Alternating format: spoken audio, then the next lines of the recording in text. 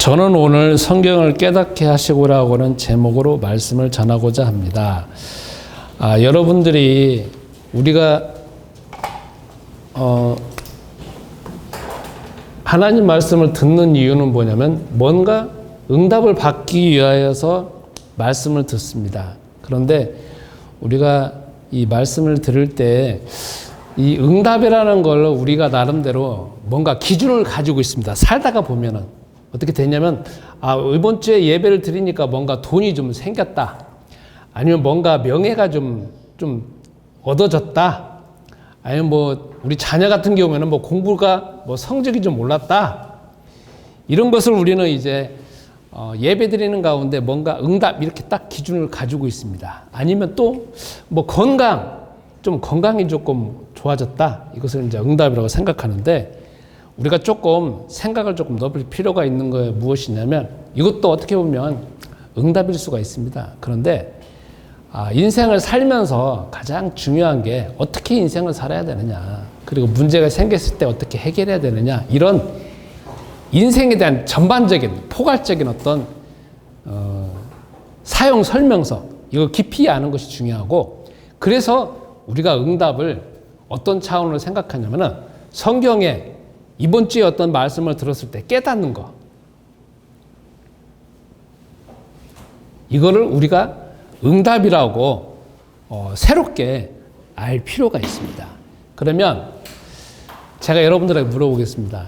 여러분 저번 주에 혹시 말씀 붙잡고 기도해 보신 적 있으십니까? 있겠죠. 그죠? 사실 이렇게 주일날 말씀을 전할 때는 시간이 한정되어져 있고, 그 다음에 각자가 신앙 수준이 다르기 때문에 일괄적으로 이렇게 전할 수밖에 없습니다. 그래서 그 전한 말씀을 여러분들이 개인적으로 그걸 붙잡고 기도해 보실 필요가 있습니다. 기도한다라는 거는 그 말씀이 나에게 어떻게 적용될 것인지, 내 삶에 어떻게 적용될 것인지 이렇게 생각해 본다는 거거든요. 이 생각해 본다라는 것 자체가 참 중요합니다. 왜냐하면 사람은 어떻게 생각하느냐, 얼마나 생각하느냐, 그리고 얼마나 깊이 생각하고 얼마나 집중하느냐에 따라서 그 개인의 수준이 다르기 때문에 그렇습니다. 이 세상에 살 때도 마찬가지잖아요. 저 사람이 정말 뛰어나다, 뛰어나지 않다라는 거는 뭔가 능력이 대단한 것도 있지만 중요한 건 그 사람이 얼마나 머릿속에서 더 깊이 생각하고 더 집중하느냐에 따라 달라지는 거 아니겠습니까? 그렇죠. 제가 이번 주에 치아가 아파가지고 병원에 갔다 왔습니다. 너무 아파가지고 참다가. 근데 제가 기존에 잘 가는 병원이 있어요. 근데 너무 가기가, 그날은 그 원장님이 진료를 못하니까 제가 다른 병원을 할 수 없이 갔어요. 제 친구한테 도움 받아가지고. 근데 거기 뭐라고 하느냐, 서울대 병원 써 있습니다. 서울대 졸업. 그래서 나이가 한 30대 후반, 40대 초반 되는 것 같아요. 화려해요, 경력이 써 있는 게. 근데 가니까 의사 선생님 한 분하고 그 다음에 다 옆에 도와주는 간호사님 두 분이 계세요. 그 외에는 없어요. 근데 그 층에 다 보니까 한 4군데 정도가 다 치과예요. 다 경쟁인데 저는 이제 소개받아서 갔으니까 거기 갔어요. 그랬더니 어쨌든 그 양력이 써 있어요. 그래서 뭐 분당 서울대병원 뭐 이렇게 써 있습니다. 제가 보니까 벌써 마음이 쪼라래요. 쪼라는 이유가 있어요. 그 서울대가 아무나 가는 게 아니잖아요. 그죠? 그러면 얼마나 그 공부에 대해서 집중을 했겠습니까? 그리고 집중만 한 게 아니잖아요. 그 수준을 계속 넘어간 거잖아요. 그러니까 벌써 이게 그냥 무장 해제된 상태에서 이제 들어가는 거잖아요. 왜 제가 이 말씀을 드리느냐? 세상에서는 얼마나 깨닫느냐, 그 깨닫는 지식은 뭐에 달려있느냐, 집중하는 게 달려있잖아요. 그러니까 결국 우리도 하나님에 대해서, 그리스도에 대해서 더 깊이 안다라는 것은 결국은 우리가 속에서 얼마나 주 하나님에 대한 지식, 그 경험 가지고 있느냐에 달려있는 것이니까 여러분들이 항상 생각해줘야 되는 게 뭐냐면 주일날 말씀은 일반적인 것이고 그걸 내가 나의 삶에서 어떻게 적용할까 하는 거는 개인 기도를 해가지고 내가 어떻게 적용할 것인가, 그것을 깊이 깨달을 것인가 하는 거는 여러분의 기도에 달려있고 여러분의 생각에, 질문의 수준에 달려있다는 겁니다. 그래서 이제 우리가 응답이라고 하는 거는 내가 내 자녀가 좀 공부를 잘했다. 이 차원에서 조금 넘어갈 필요가 있다는 겁니다. 여기 우리 학생들도 있잖아요. 젤로 하셔야 될 게 무엇이냐면 공부 열심히 해야 돼요. 왜? 이 대한민국 사회에서 공부 열심히 하는 건 정말 중요해요. 그런데 공부도 열심히 해야 되지만 공부를 열심히 하기 위해서 또 더 중요한 것 중에 하나가 무엇이냐면 그 공부를 잘하게 하기 위해서 힘을 주고 지혜를 주고 지식을 주는 주 하나님을 더 알아야 된다는 거야. 알아야 된다는 거야. 그러니까 부모님들이 공부해라는 것도 중요하고 그 공부를 잘하기 위해서 주 하나님의 지혜와 지식과 능력이 더 중요하다. 왜?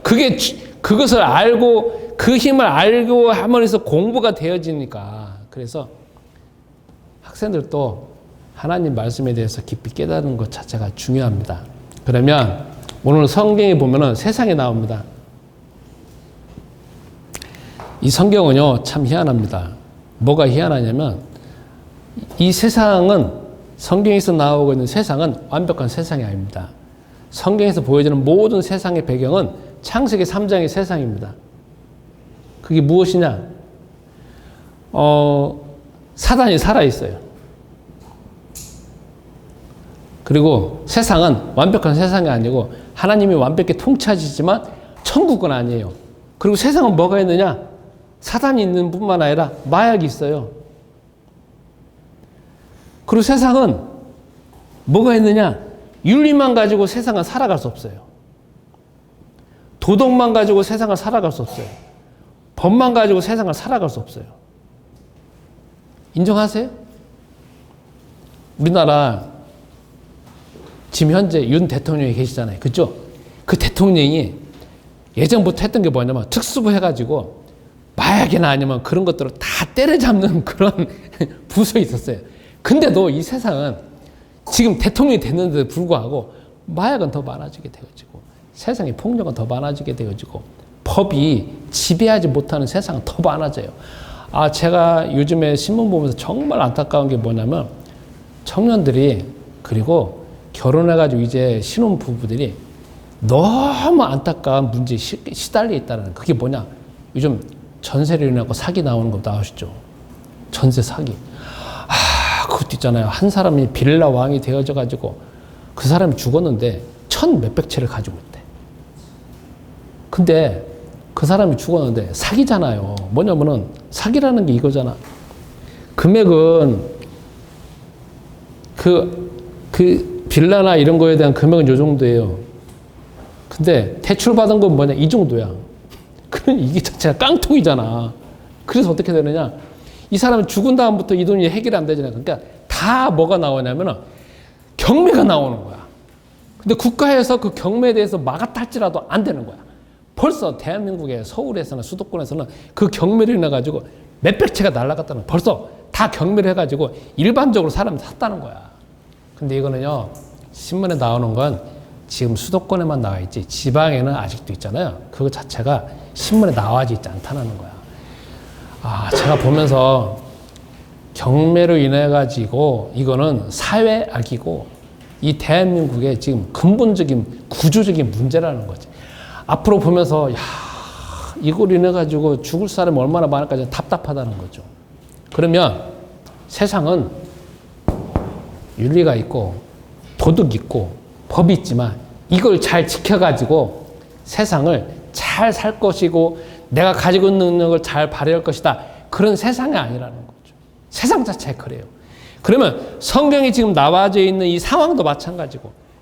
그래서 우리가 이 모든 문제는 다 근원이 무엇이냐면 창세기 3장의 문제라는 것이고, 창세기 3장의 문제는 여전히 아까 말한 것처럼 사단은 살아있고 세상은 불평등과 그 다음에 불공정은 계속 이어지고 있고, 그리고 우리가 하나님을 알지 못하는, 그리고 하나님을 잘 믿지 못하는 불신앙은 계속 살아있는 게 세상이고, 창세기 3장부터 지금 오늘 우리가 본문을 읽은 누가복음 24장도 그 세상이고, 지금 우리가 살고 있는 2023년도 지금 그 세상을 살고 있다는 거예요. 어쩌면 우리는 여기 학생들이 있지만 부모님이 돌봐주는 안정되어져 있고 아주 편안한 세상에 가정에 살고 있다고 생각해서 세상도 그럴 것이지만 세상은 절대 그렇지 않다는 거예요. 바깥에 당장 나가면 그렇지 않다는 거예요. 그래서 우리는 어떤 감각을 가지고 있어야 되냐면 내가 하나님을 알고 그리스도를 알고 있지만 세상의 리얼한 야생의 세계라는 걸 항상 가지고 있어야 될 필요가 있다는 거예요. 그러면 이 문제를 해결하기 위해서 누가 오셨냐면은 세상은 언제든지 잘 모르지만 주 하나님이 답변을 주신 게 무엇이냐면 그리스도가 유일한 답이라는 거예요. 그러면 우리가 지금 성경을 보겠습니다. 성경은 지금 우리가 지금 누가복음 24장 읽었잖아요. 보겠습니다. 그리스도께서 오셨어요. 그리스도께서 오셨는데 오신 것을 알고 있었던 사람과 경험한 사람은 마태, 마가, 누가, 요한복음에 있는 사람들만이 한정되어 있어요. 이스라엘 땅에 살고 있는 사람들만 그리스도가 오신 것을 실제로 보고 있었고 이때 당시는 2000년 전이기 때문에 우리 대한민국에 살고 있었던 우리 조상들, 우리 육체적인 조상들은 전혀 이거에 대해서 알지 못했습니다. 그런데 딱 오다가 이제 그리스도께서 죽으셨어요.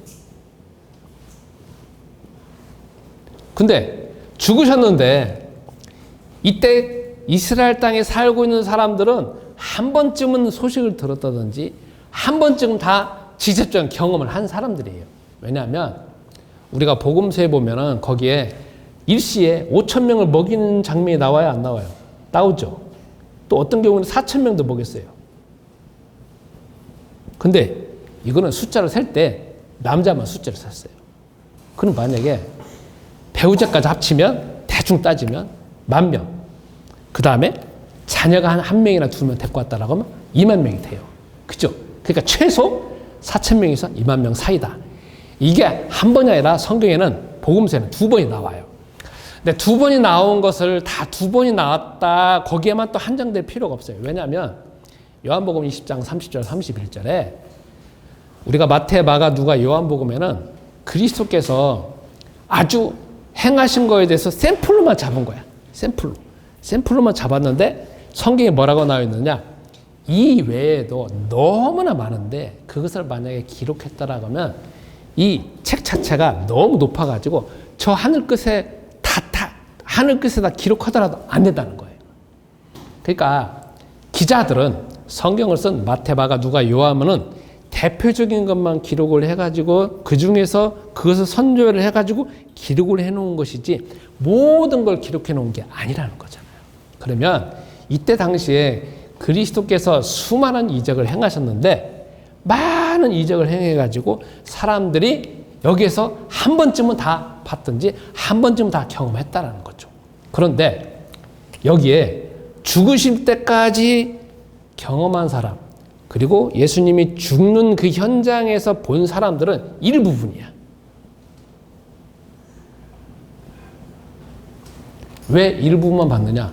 이렇게 예수님이 엄청난 이적을 행했는데도 불구하고 일부분만 죽으심의 그 현장에 있었던 이유는 무엇이냐면 다 자기의 생각으로 어떤 기준을 정해놓고 그리스도를 따라다니다가 그 기준이 맞지 않으니까 다 돌아가는 사람들이에요. 예를 들어서 이런 경우가 있겠잖아요. 만약에 먹는 걸만 쫓아다녔어요. 예수님이 따라다니니까 먹는 것이 해결됐어. 이야, 이거 대단하다. 근데 예수님이 항상 먹는 것만 해결한 거 아니거든요.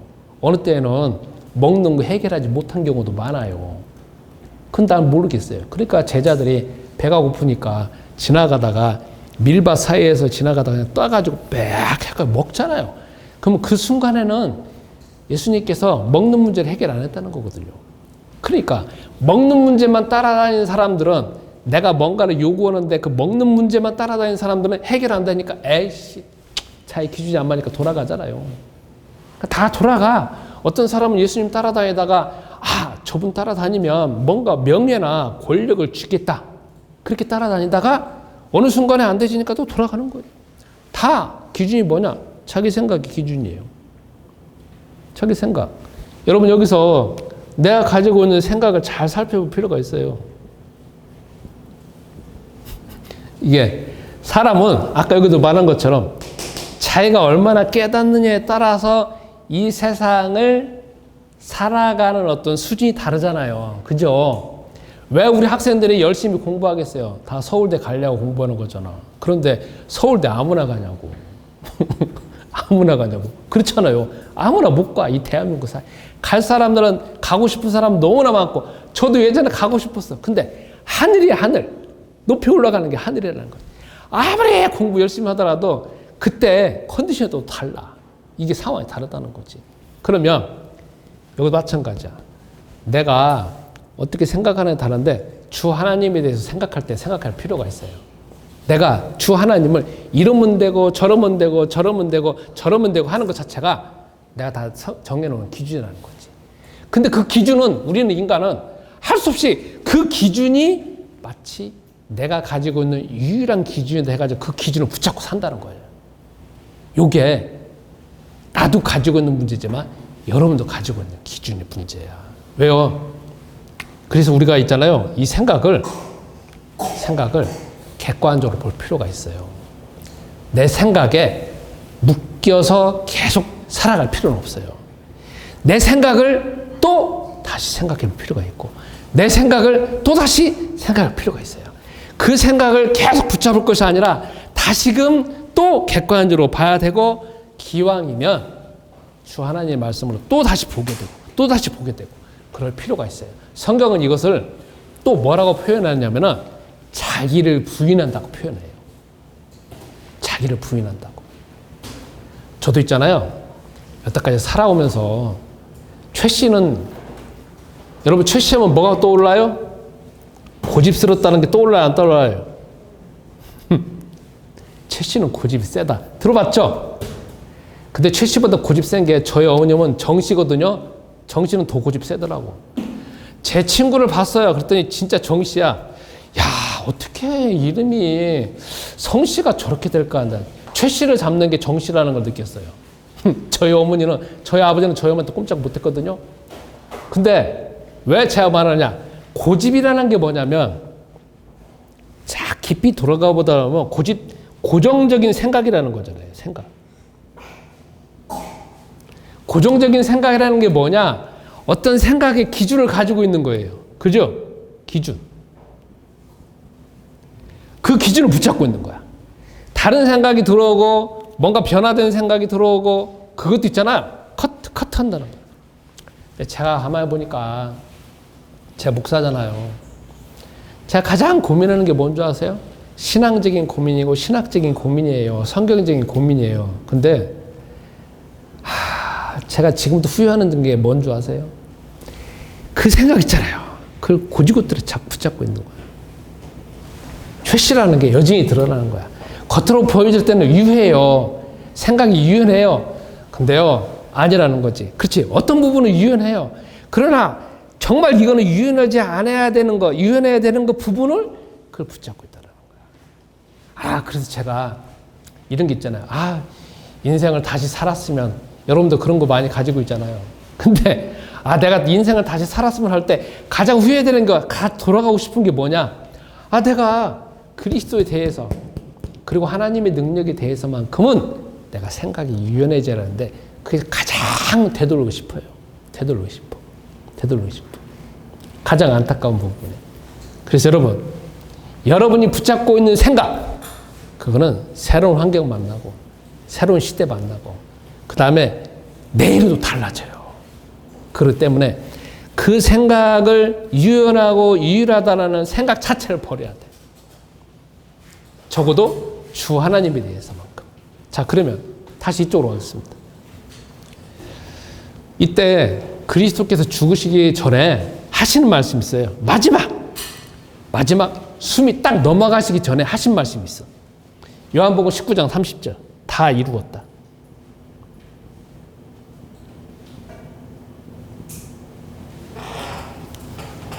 이게요, 얼마나 중요하냐면요.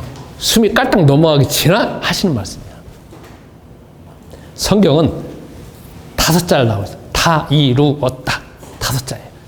그걸 들은 사람이 누구냐? 이 현장에 있었던 사람만 들었어요. 극히 일부의 사람만 들었어요. 그리고 그게 요한복음 19장 30절에 써 있어요. 만약에 이 성경에 이 기절에 안 써 있으면 여러분과 저는 주 예수님 십자가 달에 죽으셔서 막 고통당하면서 하는 그 현장에 리얼한 현장이 있는 거지만 이 말씀이 기록되지 않았으면 그리고 기록된 것을 들었지 않았으면 그리고 이것을 기록한 현장에서 그걸 기록하지 않았으면 우리는 있잖아요. 여전히 창세기 3장 1절부터 6절 그리고 우리는 이 세상 살면서 여전히 지금도 마약과 윤리와 도덕과 법이 유일한 것이고 이것이 세상에 사는 가장 중요한 것이고 이것만이 세상을 바꿀 수 있다라고는 거기에 사로잡혀 살아갈 수 있어요. 평생. 근데 다 이루었다. 이걸 통하여서 뭐가 해결되느냐? 요거 자체를 해결할 수 있는 하나님의 유일한 해결책인 그리스도가 이 문제를 다 해결하신 거에 대해서 성취된 거에 대해서 이 내용으로 알 수 있다는 거예요. 5말로. 다 이루었다 이 말로. 다 이루었다 이름으로 인해 가지고 여러분이 하나님 자녀가 된 거예요. 여러분이 앞으로 과거, 현재, 미래, 영원 문제가 해결된 거예요. 여러분이 다 이루었다는 이 말로 인하여서 내가 그 사실을 어느 정도 믿는가는 다 개인 다 달라. 그러나 공식적으로 하나님 차원에서 사단의 차원에서 이 세상 차원에서 이 기준으로 인해 가지고 나는 천국의 백성이 되어지고 천국에 갈 수 있는 자격이 되어지고 이 세상에 살아가는 상태에서 하나님에 걸려있는 어떤 것도 다 해결됐다는 거예요. 어느 정도 믿느냐 하는 거는 여러분과 나의 수준에 다 다르겠지만 객관적으로. 자, 그러면 이 기조를 알고 있는 사람과 경험한 사람은 극히 일부라는 거죠. 그런데 이것 가지고는 세상에 살면서 부족한 게 있다는 거예요. 왜? 이걸로 인해 가지고 천국은 이루어진 게 아니에요. 이걸로 인해 가지고 이 세상 그대로 있다라는 거지. 완벽한 천국은 우리가 죽은 다음에 이루어져야 되는 일이고. 자, 그 다음 죽으신 다음에 부활하셨어요. 오늘 지금 성경에 나오잖아요. 자, 부활하셨어요. 그러면 죽었다는 것만 경험한 사람하고 부활하심을 경험한 사람하고 나중에 이제 성경에 나오겠지만 승천하신 것을 경험한 사람하고 그 다음에 마가 다락방에서 성령이 충만하심을 성령이 직접적으로 임재하심을 경험한 사람하고는 수준이 달라요. 그러니까 성경은 여기만 끝나는 게 아니고 여기만 끝나는 게 아니라 완벽하게 가려면 여기까지 가야 되고 여러분과 나도 어디까지 가야 되느냐? 여기까지 가야 돼. 여기까지 개인적으로 경험을 해야 돼. 그래야만이 우리가 가지고 있는 능력 그 이상의 하나님의 능력이 발휘된다는 거죠. 우리 있잖아요. 세상 살아갈 때 아까 다시 이야기하지만 내가 가지고 있는 수준에 따라서밖에 못 살아요. 근데 여러분 주 하나님이 여러분과 나에게 원하시는 건 뭐냐? 사도행전 1장 8절이야. 성령이 너에게 임하시면 예루살렘과 온 유대와 사마리아와 땅끝까지를 내 증인이 된다는 거예요. 무슨 말이냐? 하나님의 영이 거하시면 이 정도까지 경험되어지면 내 능력은 밥 먹고 살 정도로 내 능력과 내 지혜와 내 지식은 어느 정도 그냥 범위에서 가족과 아니면은 우리 집안을 일으킬 정도의 어떤 능력 그 정도밖에 안 돼.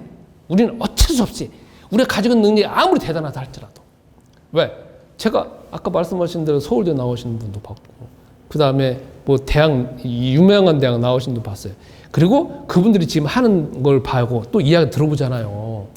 제 나이 때 서울대 나오신 분이 하고 어떤 회사에 들어가가지고 그것도 거대한 회사에 들어가서 이사 자리 해가지고 다 했었습니다.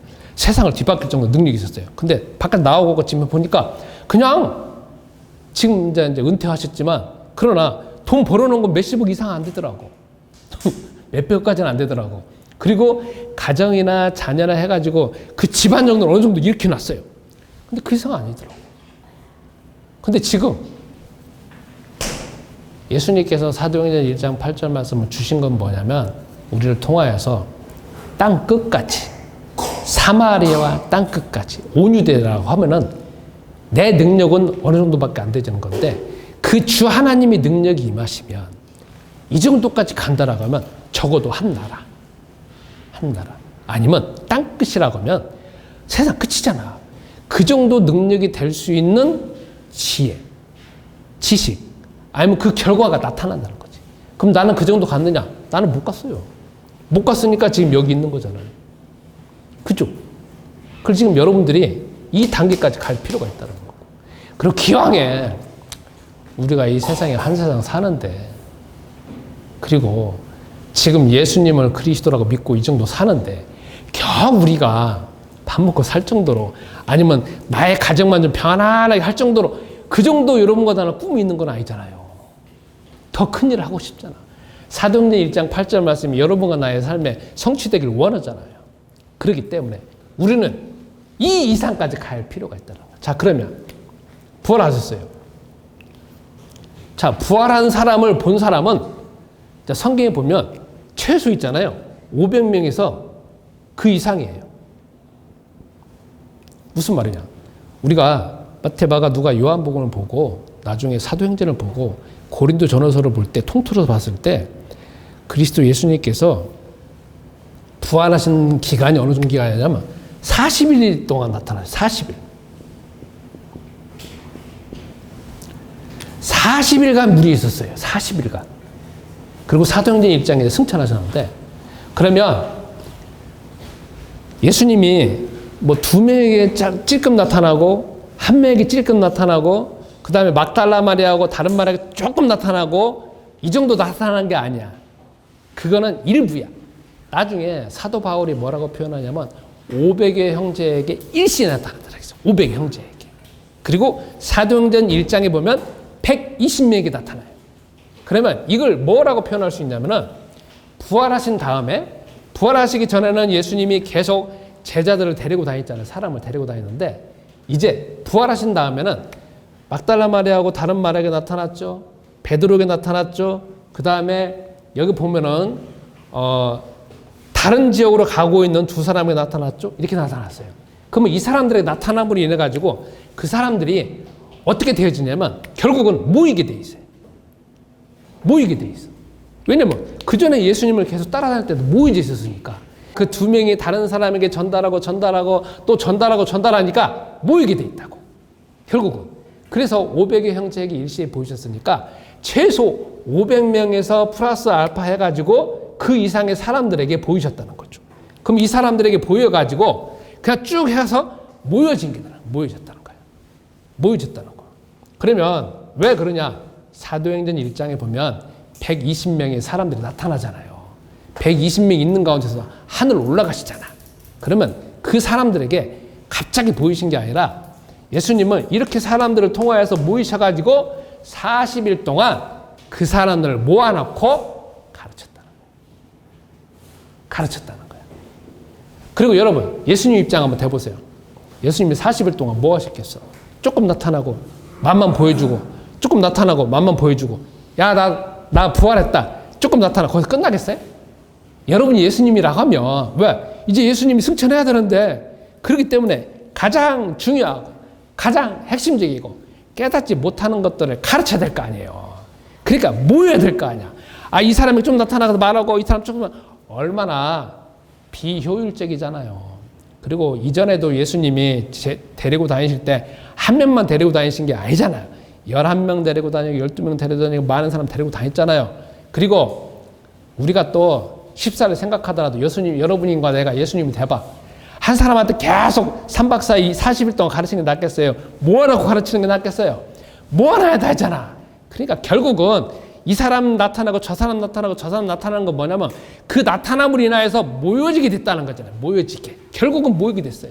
그래서 40일 동안 모여서 이제 주 예수님은 가르쳤다는 거죠. 근데 여러분, 오늘은 한 가지만 더 말씀드리겠습니다. 자, 여기서 달라진 게 있어요. 이전에는 제자들의 한계가 무엇이냐면은 항상 가지고 있는 게 뭐냐.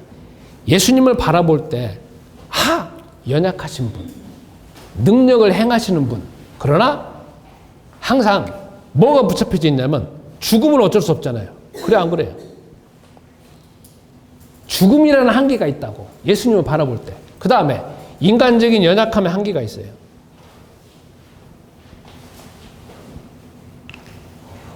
왜? 예수님 똑같은 인간이니까. 그런데 달라진 게 뭐냐?